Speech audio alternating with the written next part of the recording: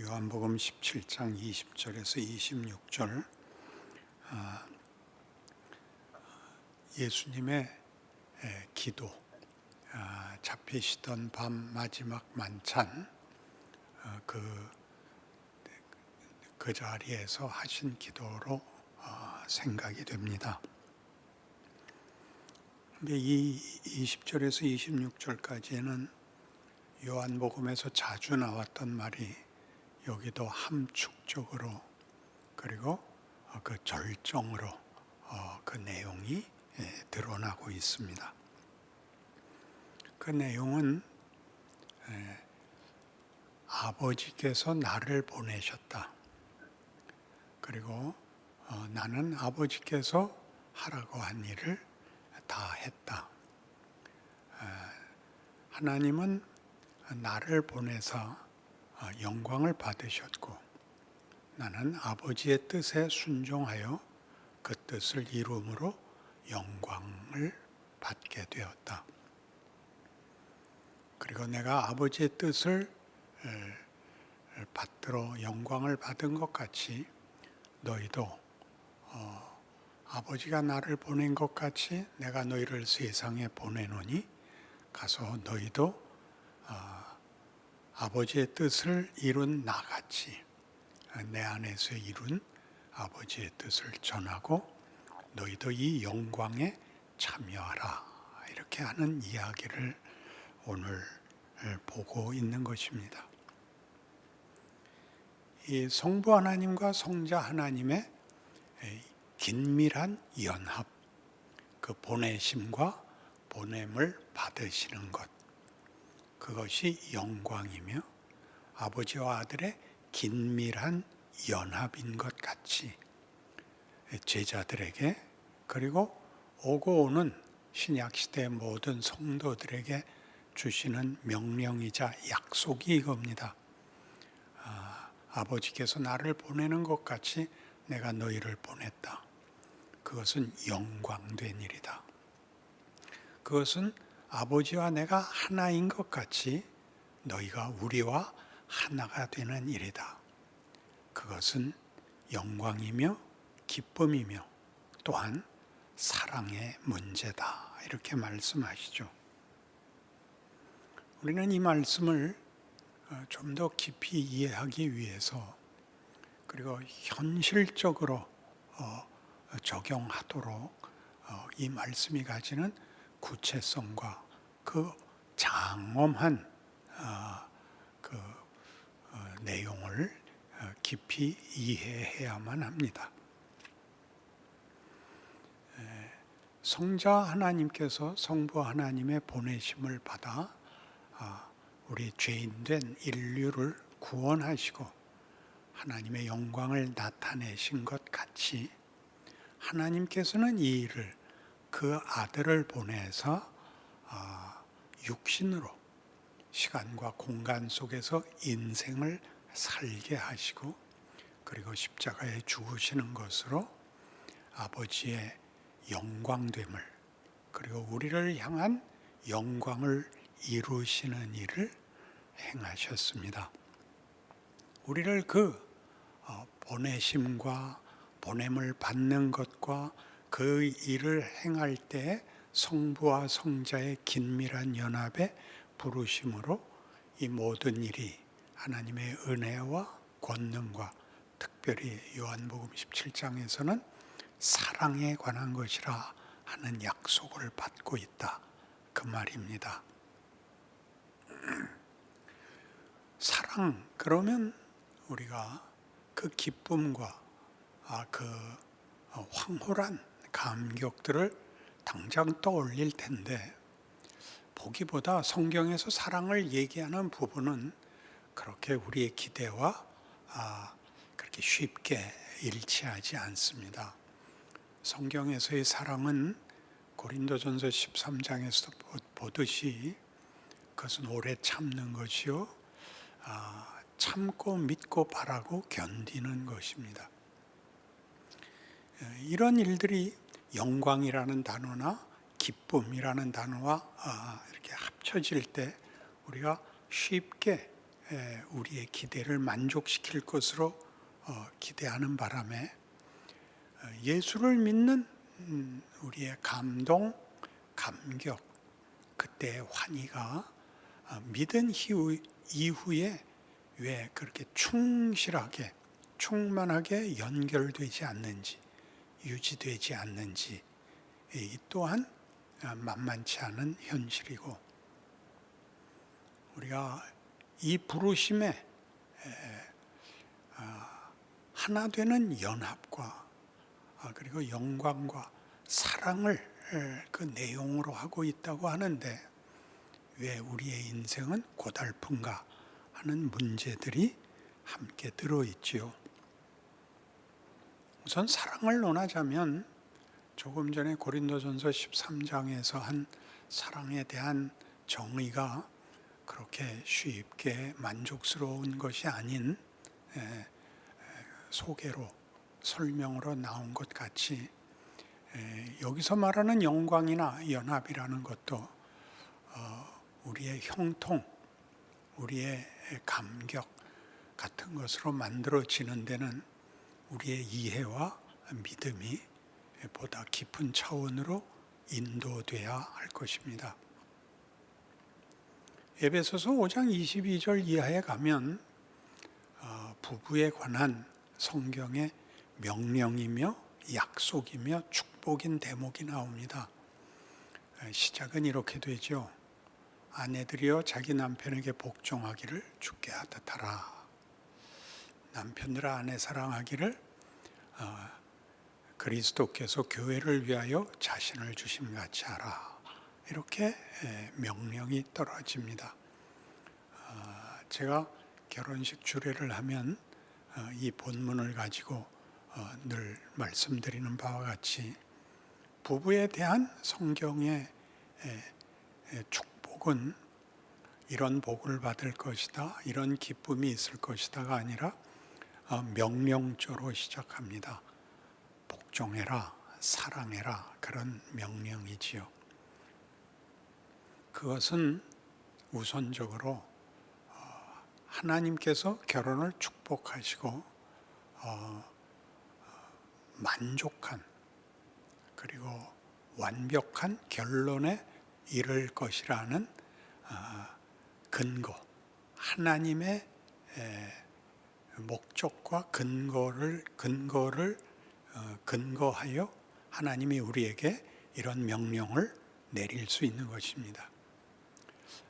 거기서 한 걸음 더 나가면 결혼 생활이라는 것이 만만치 않을 것이다 라는 것을 함축하고 있죠. 여러분 결혼 생활 하시면서 다 겪었듯이 내가 왜 이 사람과 결혼을 했을까? 그런 생각이 드는 것은 모두의 경험입니다. 우리 즐겨 부르는 우리 가요를 생각해 보십시오. 가요의 그 가사와 내용들은 대부분 슬픈 사랑에 대한 그 추억들입니다. 첫사랑을 잊지 못해서가 아니라 첫사랑은 성공하지 못하고 사랑으로 끝났기 때문에 그 추억이 아름답고 그 가슴 저리고 잊을 수 없는 추억이 되었고, 지금 결혼한 두 분은 그 결혼이 연애가 사랑이 결국 이루어져서 부부가 되었습니다.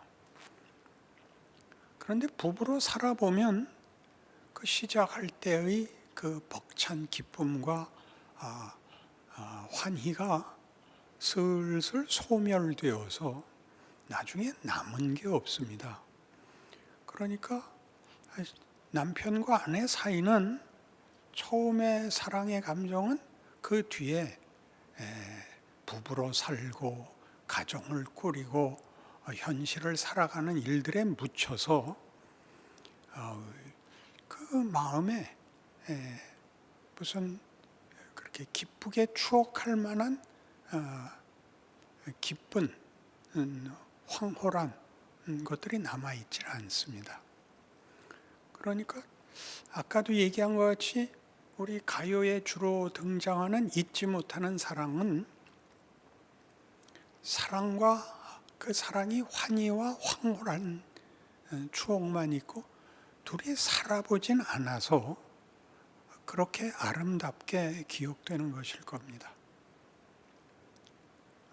그러나 현실적으로 우리가 부부 생활을 해보면 그 황홀하고 그 감격에 넘친 것들이 다음 삶에서 다 지워지는, 잊혀지는 이 과정을 하나님이 그럼 왜 요구하시는가 하는 질문으로 와야 되는데 사는 게 어렵기 때문에 좋았던 추억들은 다 잊혀지고 이루지 못했던 그 열정과 환희로 남아있는 실패한 옛 사랑만 남는 것이죠. 성경이 하고 싶은 얘기는 사랑은 그 황홀과 정열과 그 극한의 기쁨이 시작에 불과하다 그러는 것입니다. 거기서부터 이제 자라나야 됩니다. 결혼 생활을 하듯이 말입니다. 연애는 서로 인생을 사는 것이 아니고 그저 연애를 하는 것입니다. 데이트를 하는 거죠. 서로가 최선의 조건을 가지고 나와서 아무 짐은 없고 즐겁고 기쁜 일만 가지는 것이 연애고, 부부가 되어 인생을 살게 되면 당장 현실이라는 도전에 직면해야 됩니다. 먹고 살아야죠. 애기를 낳아야죠. 그리고 사회적 책임, 친인척들의 혈육의 책임을 끝없이 져야 합니다.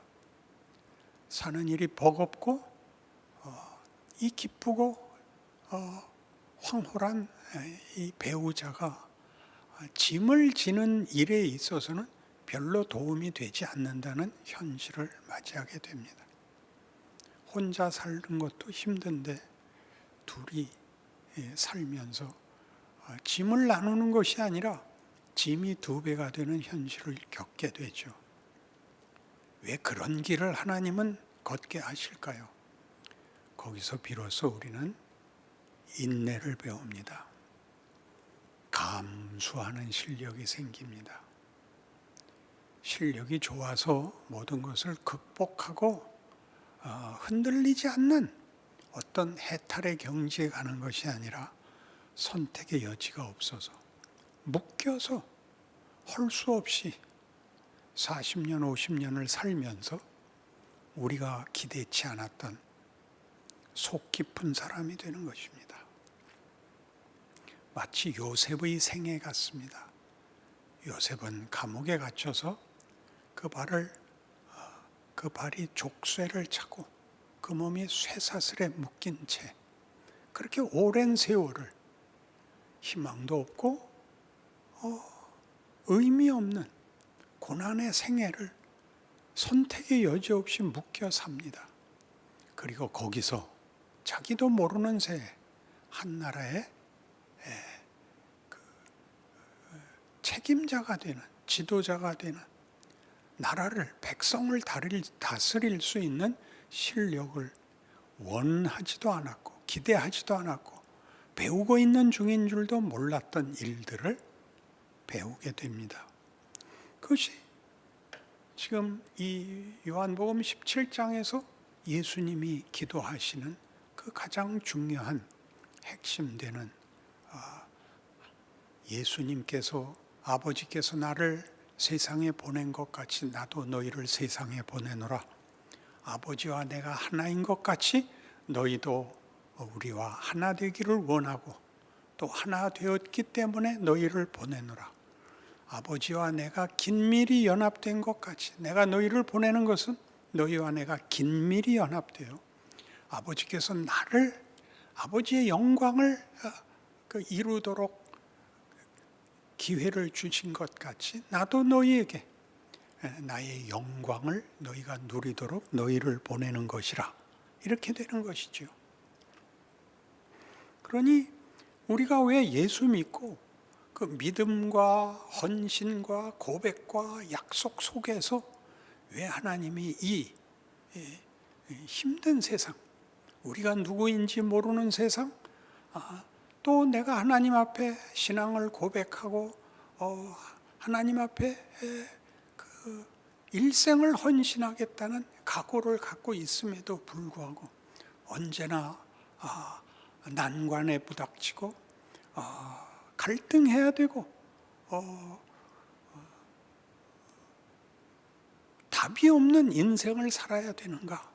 그것은 하나님 아버지께서 자신의 영광을 아들에게 맡겨 아들로 하여금 아버지의 영광을 이루는 일, 그 일이 이 못난 하나님으로부터 도망간 우리를 찾아오시고 우리의 형편에 자신을 동일시하여 우리를 공감시키고 항복시키고 하나님이 우리를 이해하시고 우리 편을 드시고 우리 보고 이렇게 쫓아오는 하나님을 아버지로 우리에게 허락한다는 사실이 무엇인지를 깨우치는 긴 인생을 살아내신 것 같이, 그리고 그게 하나님의 권능이고 지혜라는 하나님이 하나님의 영광을 드러내기 위해서 하시는 방법이라는 것을 우리 인생에도 요구하고 계신다. 그러니 우리는 성자 예수님의 사역을 뒤잇는 귀한 현실을 사는 실존 인물, 구체적 시간과 공간 속에서의 인생이 되었다. 그렇게 깨우치라고 성경이 얘기하는 것입니다. 여러분, 이런 성경의 요구가 얼마나 대단한 것인지 여러분들이 깨우치지 못하면 여러분은 안심과 형통 이외에 바랄 것이 없고 하나님께서 그 아들을 보내신 그 깊이와 그 신비, 그 정말 놀라운 영광과 사랑에 대하여 전혀 모르는 것이 됩니다. 그러니까 이걸 안다면 여러분의 생애에 일어나는 어떤 일과 어떤 조건에 대해서도 여러분들은 불평할 일이 없고 힘들으면 안 된다는 뜻이 아니라 힘들지만 영광된 인생이라고 깨우쳐야 되는 것입니다. 이 17장에는 너무나 놀라운 이야기들이 많은데 이 기도의 궁극적인 그 목적이 이겁니다. 그 17장 13절 보시면 지금 내가 아버지께로 가오니 내가 세상에서 이 말을 하옵는 것은 그들로 내 기쁨을 그들 안에 충만히 가지게 하려 함이니이다. 예수께서 이 땅에 오셔서 그 제자들에게 자주 하시던 말씀, 내가 아버지의 기뻐하시는 일을 행함으로 나를 홀로 두지 아니하신다. 나는 아버지의 뜻을 행하는 것이 나의 영광이요 나의 기쁨이다. 거기에 우리를 부르고 있습니다. 헌신이나 희생이나 무슨 위대함이나 이런 단어들로 얼버무리지 마시고 우리라는 존재와 우리의 조건으로 하나님이 그의 영광과 은혜와 권능을 담는다라는 것을 성육신에서 본 것 같이, 예수의 생애에서 본 것 같이 우리 생애가 그런 생애를 뒤잇고 있는 부르심이다. 그리하여 하나님은 우리를 성부와 성자와 성령의 긴밀한 연합과 나눔, 그 신비한 사랑의 연합에 우리를 부르고 있고 지금 허락하고 있다. 이렇게 깨우치셔야 됩니다. 그래서 고린도 후서 5장에 가면 사도 바울이 고린도 교회에 보낸 편지에 이 문제에 대한 아주 깊은 그 해석이 나옵니다. 고린도 후서 5장 11절 말씀부터 보겠습니다. 우리는 주의 두려우심을 알므로 사람들을 권면하거니와 우리가 하나님 앞에 알리어졌으며 또 너희의 양심에도 알리어지기를 바라노라. 우리가 다시 너희에게 자천하는 것이 아니요 오직 우리로 말미암아 자랑할 기회를 너희에게 주어 마음으로 하지 않고 외모로 자랑하는 자들에게 대답하게 하려 하는 것이라. 우리가 만일 미쳤어도 하나님을 위한 것이요 정신이 온전하여도 너희를 위한 것이니 그리스도의 사랑이 우리를 강권하시는도다. 우리가 생각하건대 한 사람이 모든 사람을 대신하여 죽었은즉 모든 사람이 죽은 것이라. 그가 모든 사람을 대신하여 죽으심은 살아있는 자들로 하여금 다시는 그들 자신을 위하여 살지 않고 오직 그들을 대신하여 죽었다가 다시 살아나신 이를 위하여 살게 하려 함이라. 그러므로 우리가 이제부터는 어떤 사람도 육신을 따라 알지 아니하노라. 비록 우리가 그리스도도 육신을 따라 알았으나 이제부터는 그같이 알지 아니하노라. 그런즉 누구든지 그리스도 안에 있으면 새로운 피조물이라. 이전 것은 지나갔으니 보라 새 것이 되었도다. 모든 것이 하나님께로서 났으며 그가 그리스도로 말미암아 우리를 자기와 화목하게 하시고 또 우리에게 화목하게 하는 직분을 주셨으니 곧 하나님께서 그리스도 안에 계시사 세상을 자기와 화목하게 하시며 그들의 죄를 그들에게 돌리지 아니하시고 화목하게 하는 말씀을 우리에게 부탁하셨느니라. 이게 무슨 말씀이냐 하면 사도 바울은 고린도 교회를 세운 사람이고 그들을 양육하고 그리고 다음 선교지로 떠났습니다. 그런데 들려오는 소문에 그 교회에 여러 가지 문제가 생긴 중에 특별히 사도 바울에 대한 오해가 생기고 바울의 가르침을 왜곡하고 바울이 진정한 하나님의 복음의 사도였다는 걸 의심하는 일이 생기자 바울은 편지를 씁니다. 그가 쓰는 편지에 나오는 이 그리스도의 사랑이 나를 강권한다라는 이 고린도 후서 5장의 말씀은 바로 이 예수께서 아버지께서 나를 사랑하시고 나를 보내어 영광을 받으신 것 같이 내가 너희를 보내어 너희를 영광되게 할 것이며 너희를 우리의 사랑에 연합하노라 라는 마음으로 얘기한다는 것입니다. 나는 옳고 너희는 어떻게 틀렸는지 아느냐 이렇게 얘기하는 것이 아니라 이 고린도 교회 교인들의 오해가 나중에 들어온 어떤 거짓 교사들로 인하여 복음에서 떠난 것을 안타깝게 여기는 겁니다. 복음에서 떠났다는 것은 무슨 뜻이냐 하면 복음에서는 믿는 자가 믿지 않는 자나 부족한 자나 못난 자에 대해서 언제나 그리스도 예수께서 그리하신 것처럼 마음을 열고 부르는 입장에 있지 자기를 증명하기 위하여 상대를 비난하거나 정죄하는 것으로 자기를 확인하지 않는다. 거기가 틀렸다. 그렇게 말하는 것입니다. 예수께서 우리를 위하여 죽으심으로 우리가 다 죽은 자요.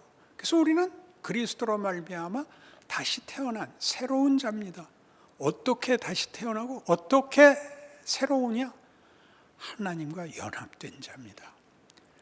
예수께서 이 땅에 육신으로 오셨지만 하나님과 연합되어 있는 것 같이 우리 모두는 하나님과 연합되어 있고 그 연합되어 있는 것은 당연히 그 연합이 사랑으로 연합되어 있기 때문에 모든 존재들을 향하여 마음을 열고 손을 내미는 그런 태도, 인생관, 삶의 자세, 목표를 가지는 것으로 나타나야 된다.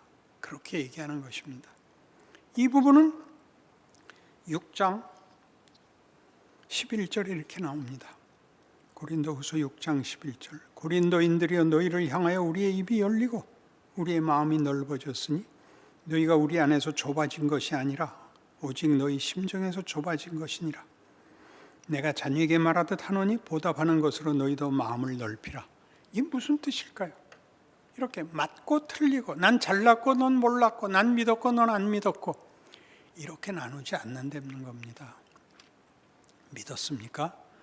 그러면 그리스도의 사랑과 예수를 보내신 아버지의 영광에 참여하시는 자로서 자신과 자신의 생애와 현실을 살아내야 된다라고 얘기합니다. 그러니 여러분 잘 외우시는 고린도후서 5장 17절, 그런즉 누구든지 그리스도 안에 있으면 새로운 피조물이라, 이전 것은 지나갔으니 보라 새 것이 되었도다. 이것은 우리를 말하고, 우리로 하여금 지금 아직도 예수를 모르는 자 앞에 섰을 때, 그가 지금 어떤 조건과 상황에 있든지 그도 예수만 믿으면 우리와 동등한 자리, 우리가 가진 영광과 사랑과 그리스도의 긴밀한 연합 안에 참여할 수 있다라고, 모든 사람에 대하여, 세상에 대하여, 우리 인생에 대하여, 현실에 대하여 열린 마음으로 살아내야 맞다 라고 말씀하는 것입니다. 그러니 성도 여러분, 여러분의 지금 현실 속에 부닥치는 일들이 무엇이든지 간에 그것은 다 하나의 기회들입니다. 그 문제가 해결되는 것도 시급한 현실이지만 해결되는 게 다가 아니라 해결되는 모든 과정이, 그것으로 인하여 기도하며 애타하며 몸부림치는 모든 것들이 예수님의 생애가 그랬듯이 그 많은 기적을 행했음에도 불구하고 여러 번 죽을 뻔하는 자리를 피해야 했고, 비난하고 욕하고 거짓 증거들을 일삼고 결국은 십자가에 죽이는 그 인생을 걸어내신 그 모든 것이 결국 인류와 역사와 우주를 구원해낸 그 하나님의 기적이라는 것을 기억하는 여러분의 현실 실존, 여러분이 당하는, 직면하는 모든 환경과 조건보다 큰 하나님의 일하심이요, 기회요, 영광이요, 사랑이 여러분의 생애를 뒤흔들고 있다는, 그 사랑이 여러분을 모든 것을 믿고 바라고 견디고 참는, 승리하는 신앙 인생이 되시기를 바랍니다. 기도하십시다. 하나님 아버지, 하나님이 예수 안에서 우리를 부르심이 얼마나 굉장한 것인가 말씀으로 깨우칩니다. 너무 놀라워서 다 이해가 되지 않습니다. 우리 현실이 이해가 되지 않는 것처럼 하나님의 부르심과 약속도 너무너무 커서 더 이해가 안 갑니다. 그러나 이것이 오늘 우리가 사는 인생이 현실인 것처럼 하나님의 약속은 진리요 운명입니다. 예수를 믿는다는 말이 우리 현실 속에 어떻게 작용하는지, 어떻게 가장 큰 힘이 되고 우리에게 용기가 되는지 살아내는, 순종하는, 그래서 기쁨과 감사에 참여하는 우리 모든 성도들의 인생이 되게 하여 주시옵소서. 예수님 이름으로 기도합니다. 아멘.